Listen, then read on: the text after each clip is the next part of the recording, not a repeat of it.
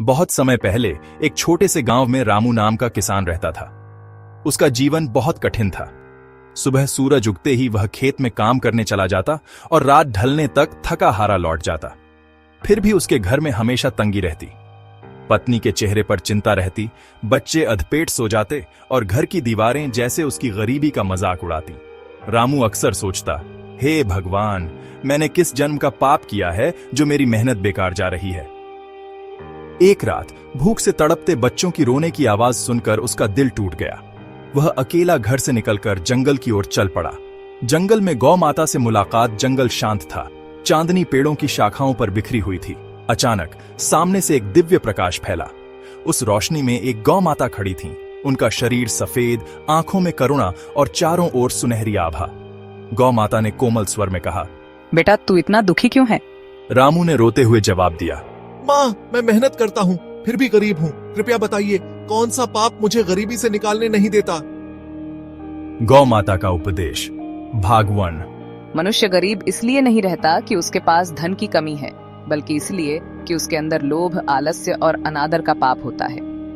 रामू हैरान रह गया। बोली, बेटा तेरे पास खेत है, तू मेहनती भी है, लेकिन क्या तूने कभी सोचा तेरा धन क्यों नहीं टिकता? क्योंकि तूने कई बार झूठ बोला, दूसरों से ईर्ष्या की और अपने माता पिता की सेवा में लापरवाही की। रामू की आंखें भर आईं।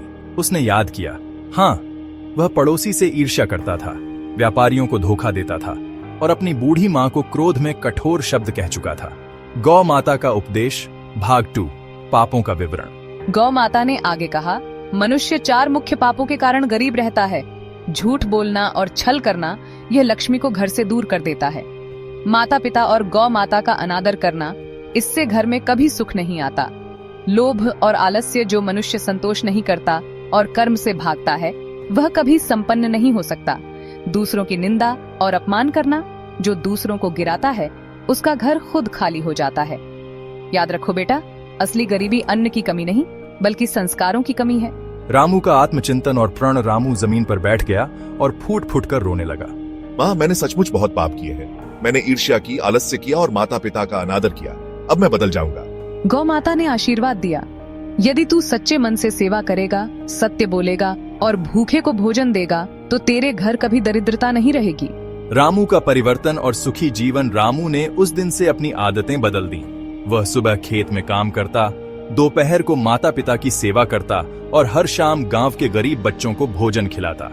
धीरे धीरे उसके खेत हरे भरे हो गए, अनाज से कोठार भर गए और उसके घर में हंसी लौट आई।